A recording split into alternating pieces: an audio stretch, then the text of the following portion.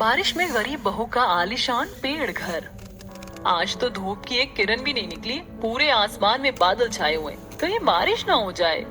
अक्षिता बाहर रस्सी पर कपड़े फैला कर आई, अपने छोटे से घर में वापस आ गई जहाँ धुआं ही धुआं हो रहा था। अनामिका बहू, तुझे कितनी बार बोला है तेल ज्यादा गरम करके बघार मत किया कर। माँ जी, मुझे कुछ काम याद आ गया था। पूरे घर में तेल की धसक फैल गई थी। ये देख अक्षिता को फिर से बाहर आना पड़ा। इस घर में तो एक एक दिन काटना और भी मुश्किल होता जा रहा है। हम पहले इतने छोटे से घर में गुजारा कर रहे हैं, ऊपर से माँ जी अब देवर जी की शादी करना चाहती हैं। ऐसे में तो इस घर में गुजारा करना नामुमकिन हो जाएगा।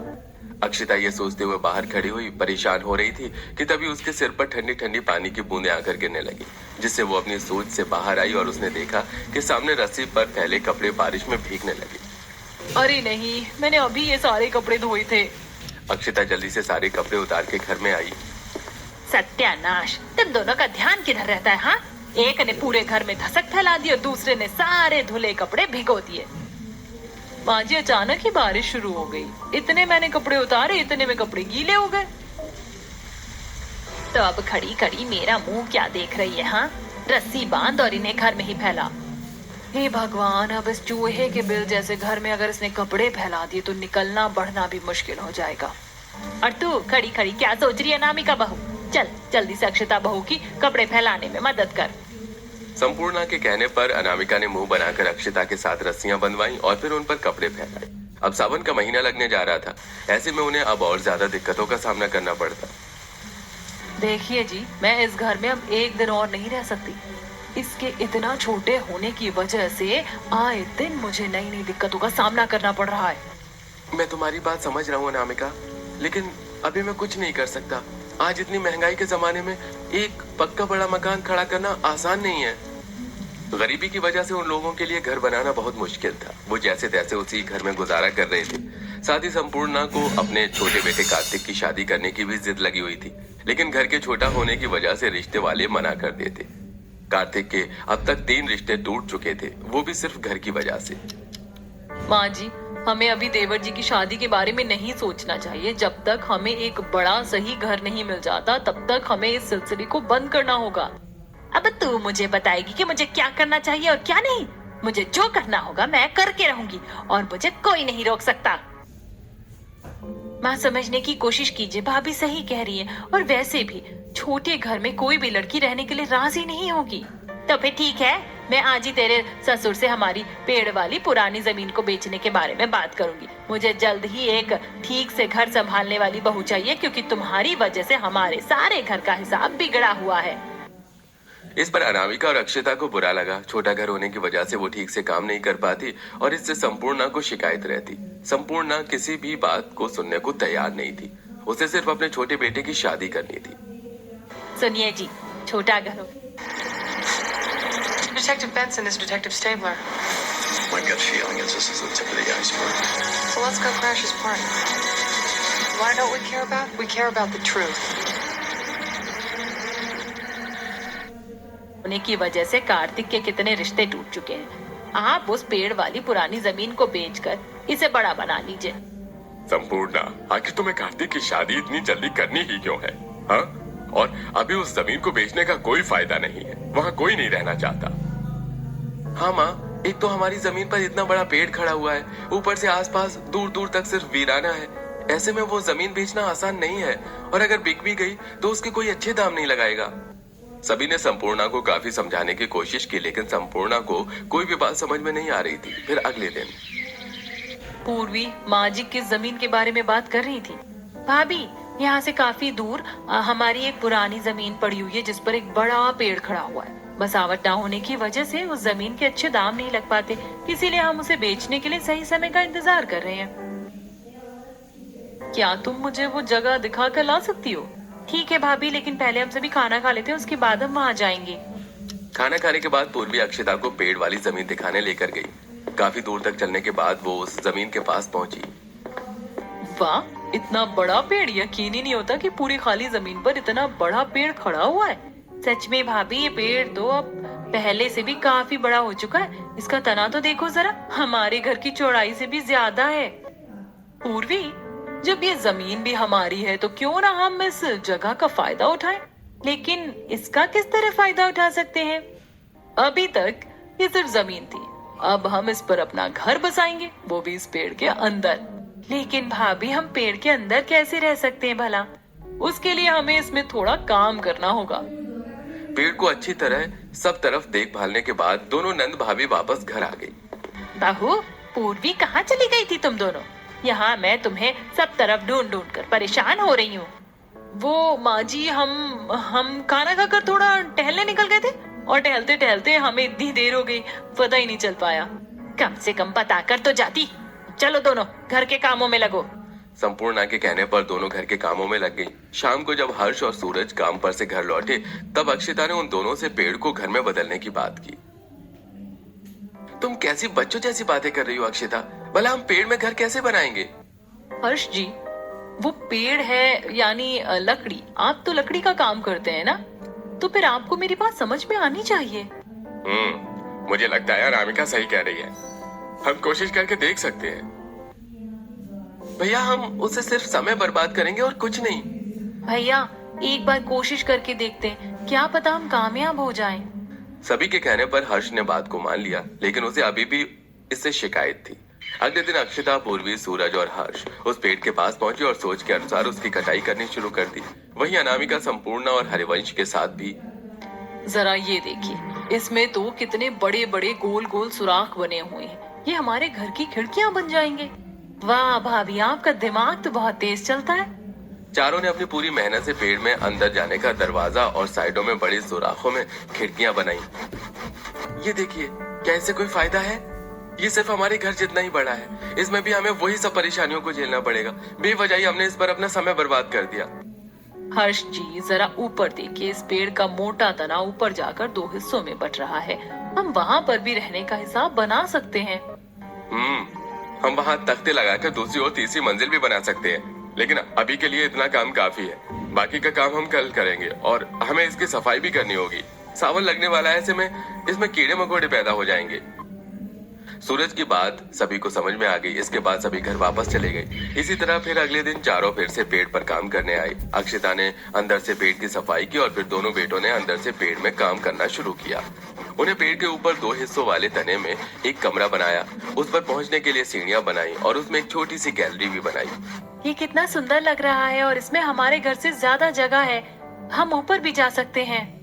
हम इसकी डालों पर भी थोड़ा काम कर सकते हैं, फिर हम इस पेड़ को पूरी तरह से बढ़तेंगे। अगले दिन सभी ने पेड़ घर में घर का सामान पहुंचाने की शुरुआत की। हर्ष, सूरज, क्या तुमने कोई नया मकान खरीद लिया? ये सामान कहाँ लेकर जा रहे हो? हाँ माँ, हमने खुद एक मकान बनाया है। सामान पहुंचाने के बाद हम वहीं रहेंगे।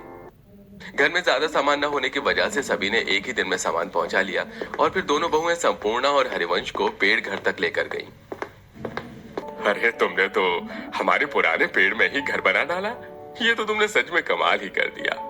क्या बकवास है ये, पेड़ में घर? भला हम कोई आदिवासी हैं क्या? माँ, एक बार अंदर चलकर फिर बताना। खूब मनाने के बाद संपूर्णा पेड़ घर में जाने के लिए राजी हो गई। अंदर जाने के बाद उसे पेड़ के असली आकार और उसमें की गई कारीगरी का पता चला। तुम चारों ने तो इसमें बहुत मेहनत की है। आखिर तुमने कौन से समय में ये सब कर लिया? माँ, काम मुश्किल था, लेकिन सबके एक साथ मिलकर करने से हो गया। इसके बाद तीनों बेटों ने मिलकर एक बैटरी का इंतजाम किया, जिससे पेड़ घर में लाइट लगाकर उन्होंने उजाला किया। इस पेड़ घर में तो कितनी ठंडक है, क्या हमें गर्मी का पता ही नहीं चल रहा है? कोई माने या ना माने, लेकिन ये पेड़ घर हमारे उस घर से तो कई गुना बेहतर है। अब सभी ने उस पेड़ घर में रहना शुरू कर दिया। एक दिन चारों सास बहू नंद पेड़ घर की गैलरी में बैठकर चाय पी रही थी और ठंडी हवा के मजे ले रही थी। वैसे मानना पड़ेगा अक्षिता, तुमने खूब दिमाग चलाया है। भाभी जी, परिवार के लिए इस तरह दिमाग चलाना पड़ता है। चारों बैठी हुई बातें ही कर रही थी कि तभी तेज बारिश शुरू हो गई।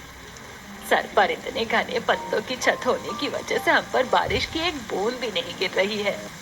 माँ, अभी तो आप देखते जाओ कि हमारा ये पेड़ घर और कितने फायदे हमें दे सकता है।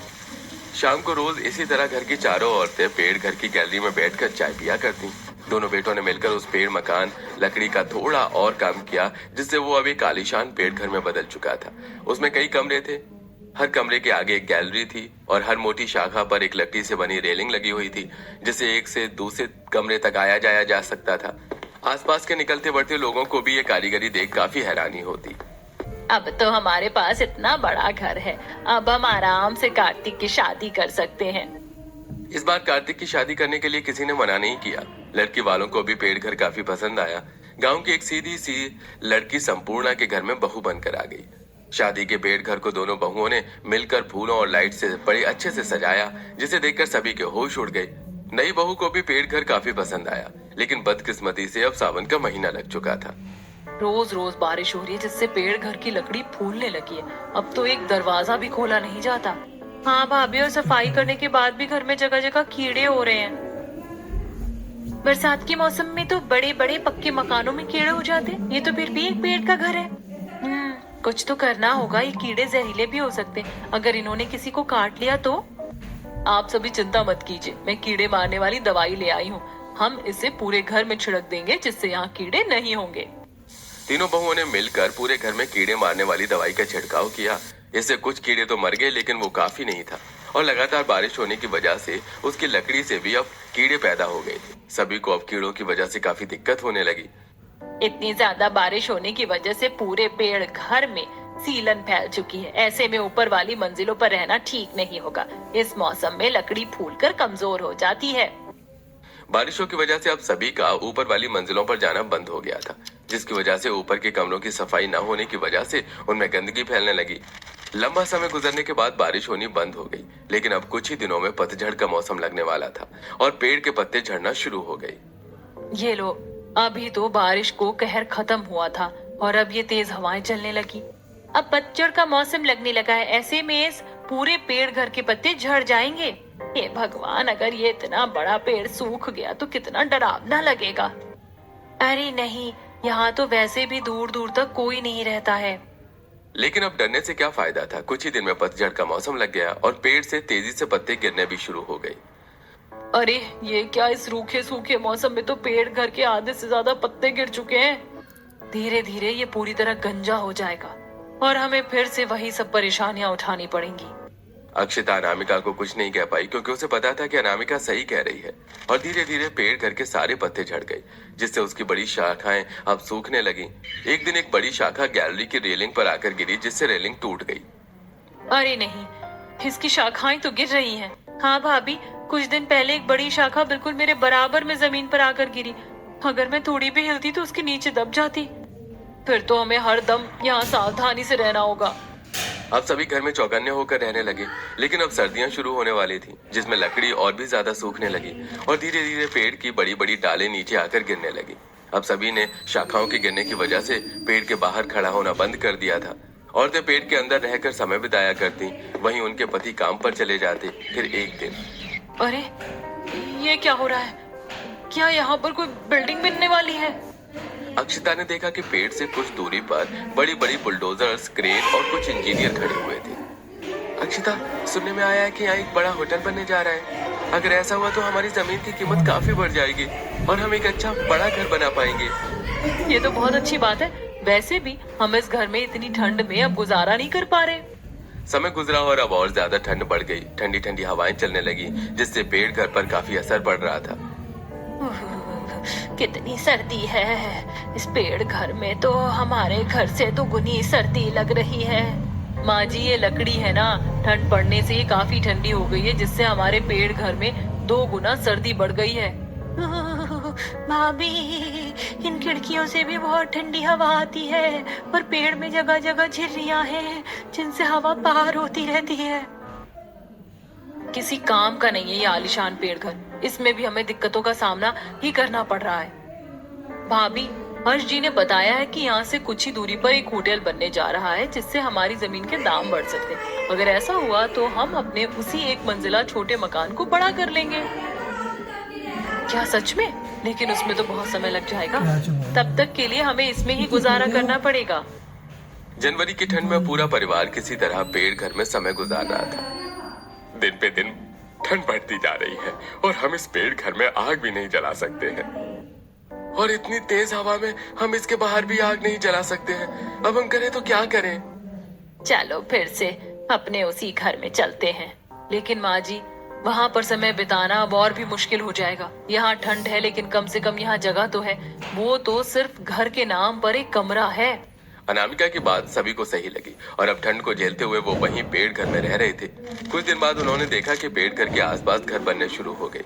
वहीं होटल में भी लगातार काम चल रहा था। सर्दियों का मौसम गुजरने तक वहाँ कई घर बन गए और वहाँ लोगों ने भी रहना शुरू कर दिया। वहीं आए नए लोगों को पेड़ घर बना देखकर काफी हैरानी होती। वहीं पेड़ घर के परिवार को इस पर थोड़ी शर्मिंदगी भी महसूस होने लगी। हमारे आसपास कितने अच्छे मकान बन चुके हैं और हमारा इतना बड़ा परिवार अभी भी इसी पेड़ घर में रह रहा है। हमें साल भर होने वाला है इस घर में रहते रहते, लेकिन अभी तक हमसे एक घर नहीं बनाया गया। माँ जी, पिताजी, आपके बेटे पूरी मेहनत कर रहे हैं हम सबके लिए एक घर खड़ा करने को। एक दिन वो जरूर कामयाब होंगे। सच कहूँ तो मैं इस सब से बहुत थक चुकी हूँ। अब मैं यहाँ से जाना चाहती हूँ।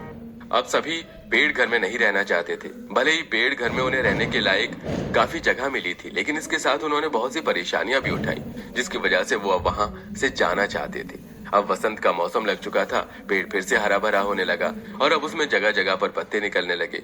उससे और नई डालें निकलने लगी, जिससे अब उनका संतुलन बिगड़ने लगा। फिर एक दिन, माँ, कोई हमारी जमीन को काफी अच्छे दामों में खरीदना चाहता है। आसपास सब बसावट होने की वजह से हमारी जमीन के दाम बढ़ गए हैं। तो क्या हम इस जमीन को बेच दें? अरे देवर जी, नेकी और पूछ पूछ। मैं तो अभी के अभी यहाँ से निकलना चाहती हूँ। सभी जमीन को बेचने को बिल्कुल तैयार थे और उम्मीद के अनुसार उनकी जमीन अच्छे दामों पर बिक गई। इसके बाद उन्होंने धीरे धीरे पेड़ घर को खाली करना शुरू किया। हमें इस पेड़ घर की बहुत याद आएगी। इतना लंबा समय गुजारा है हमने यहाँ पर। हाँ भाभी, ये घर जैसा भी हो, हमने इसे बहुत मेहनत से बनाया है। हम इसे हमेशा याद करेंगे। हमारी इसमें की गई मेहनत वसूल हो चुकी है। अब हमें इसे अलविदा कहने का समय आ चुका है। भले ही दिक्कतों के साथ, लेकिन पूरे परिवार ने उस पेड़ में काफी लंबा समय बिताया और ढेर सारी यादें बनाई। लेकिन अब उस पेड़ को वहां से हटने का समय आ चुका था। पूरा परिवार उस जमीन को बेचकर वहां से आ गया और जमीन के पैसों से उन्होंने अपने उसी पुराने 1 मंजिला के कमरे वाले घर में काम करवा कर उसे 3 मंजिला बड़ा बना लिया। अब पेड़ घर की जगह पर भी उसे हटाकर कई घर बन चुके थे। सभी को पेड़ घर की काफी याद आती। मुझे अभी भी हमारे पेड़ घर की बहुत याद आती है। सच कह रही हो, मुझे भी जब कभी उसकी याद आती है तो आंखें भर आती हैं। क्यों ना हम अपने घर के आंगन में ही एक पेड़ लगा लें, जिससे हमें उसके ना होने का एहसास नहीं होगा।